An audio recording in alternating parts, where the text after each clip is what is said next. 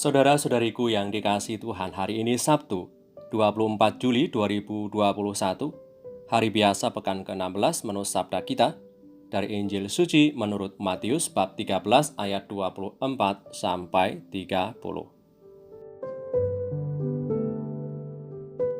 Sekali peristiwa, Yesus membentangkan suatu perumpamaan lain lagi kepada mereka, katanya, "Hal kerajaan surga itu seumpama orang yang menaburkan benih yang baik di ladangnya.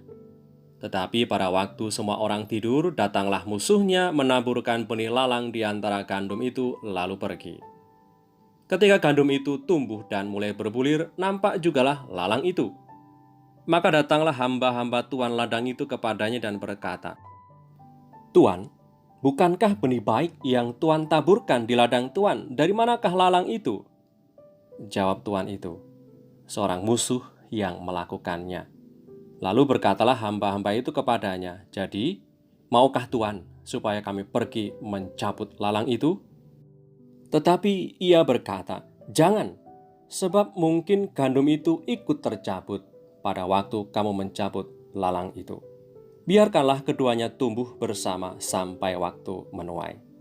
Pada waktu itu, aku akan berkata kepada para penuai, kumpulkanlah dahulu lalang itu dan ikatlah berberkas-berkas untuk dibakar. Kemudian, kumpulkanlah gandum itu ke dalam lumbungku.' Demikianlah sabda Tuhan, terpujilah Kristus." Saudara-saudariku yang terberkati, dikisahkan tadi dalam bacaan sabda Tuhan, tuan pemilik ladang memiliki pandangan yang berbeda dengan hamba-hambanya yang menggarap ladang itu. Hamba-hamba dari tuan pemilik ladang ingin segera saja mencabuti lalang yang tumbuh di antara gandum, supaya tujuannya bagus sebenarnya, gandum itu tumbuh dengan baik.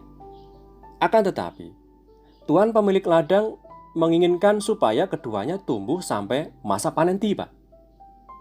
Saat menuai tiba menjadi saat untuk mengumpulkan gandum-gandum dan membakar lalang-lalang itu. Saudari-saudaraku yang terberkati, ladang yang dimaksud adalah masing-masing kita yang percaya kepadanya. Tuhan Yesus sudah memulai pekerjaannya karena telah dan selalu menaburkan benih sabdanya. Sehingga perumpamaan ini mengajak kita untuk melihat ke kedalaman diri kita masing-masing yang senyatanya ada sisi gandum dan lalang yang mengganggu dalam tiap diri kita. Benar bahwa kita dipanggil untuk menjadi kudus dan berkembang sempurna sebagai anak-anak Allah selama di dunia ini, akan tetapi kita juga harus menerima kenyataan bahwa dosa selalu menjadi bagian hidup kita. Sama seperti tuan pemilik ladang yang sabar dengan adanya lalang yang tumbuh di antara ladang gandumnya, Tuhan Yesus pun sabar terhadap kita yang sedang berjuang untuk menjadi kudus dengan cara dan perjuangan kita masing-masing. Maka kita pun perlu bersabar dengan diri kita sendiri yang sedang dan mau berjuang memilah dan memilih cara hidup yang baik dan berkenan di hadapan Tuhan, dan tentunya diajak sabar juga dengan sesama yang juga berjuang untuk menjadi kudus dengan perjuangannya masing-masing. Marilah berdoa dalam nama Bapa dan Putra dan Roh Kudus. Amin. Allah Bapa Maha Murah, kami bersyukur atas hari baru ini, nafas baru, semangat dan harapan baru.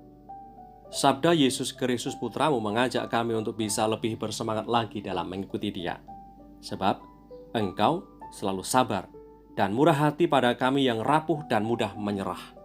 Semoga dengan kuasa rahmat-Mu, hari ini kami mampu menumbuh kembangkan sisi baik dalam diri kami semua.